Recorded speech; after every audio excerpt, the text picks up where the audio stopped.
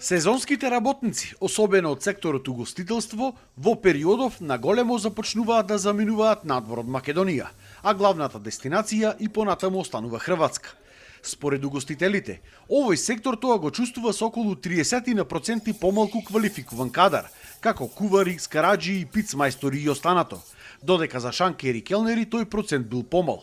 Угостителите очекуваат дека новиот закон за работно ангажирање ќе амортизира дел од овие проблеми кои што им се јавуваат. Со новиот закон за ангажирање ни се дозволи како добра помош за да ангажираме средношколци и малце ни се олеснија работите што се јавува со недостаток на сезонски работници од келнери, шанкери, така полесно квалификуван кадар, полесно се најдува моментално, што ни се дозволи за да ги можеме да ги осигураме, да се бида легално, да се бида присутни во објектот без никаков проблем.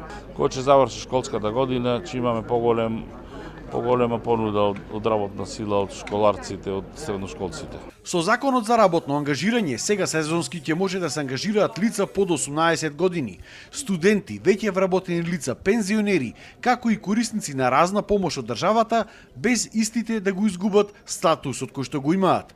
Законот првично ќе важи во секторите угостителство, земјоделство и оние кои што работат услужни дејности во домаќинствата. Организираат инфосредби во повеќе региони во Македонија со цел што повеќе да се анимираат сите овие дејности, угостителите, земјоделците, со цел да биде што по-приденлив и по-прифатлив законот и добро објаснет од наша страна.